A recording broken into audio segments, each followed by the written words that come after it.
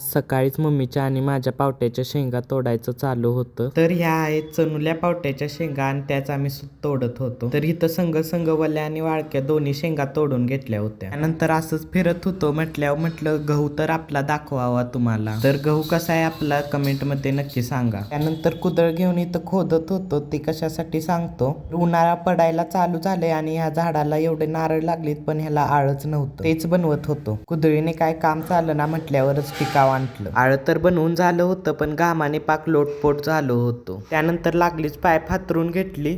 चावी चालू करून पाणी दिलं सोडून नारळाच्या आळ्याला. तर इथे पाहू शकताय की पाणी जातंय आपल्या नारळाला. आता काय टेन्शन नाही. ऊन खूप पडलंय आणि चावीला देखील पाणी होतं म्हटल्यावर म्हटलं या दोघीसनी पण आंघोळ घालावी. ह्या म्हशीला तर पाणी म्हटल्यावर लय खुश होते. ही जी म्हैस आहे ती खूप वर्षाची म्हैस आहे. कदाचित हिचं वय माझ्यापेक्षाही जास्त असेल माझ्या मते. तर बघा ह्या दोघीसनी तर आंघोळ घालून घातली होती. त्याबरोबरच गोटाही सगळा चकाचक केला होता मी. आता ह्यासनी घालायची होती वैरण. म्हटल्यावरच घेतलं खुरपा आणि निघालो वैरण काढायला. वैरण वगैरे घालून घेतली यासनी. आता मला देखील कंटाळा आला होता. काय उन्हाळ्याचं काय करणार, झाडाखाली झोपायलाच निघालो होतो. उन्हाळ्यात दुपारचा मुक्काम आमचा तसा बागेतच असतोय बर का. तोपर्यंत लक्षात आलं की आपल्याला साखर आणायला जायचंय. तर आमची शेरसाची साखर ही देवराष्ट्रात मिळते तीच आणायला आलो होतो.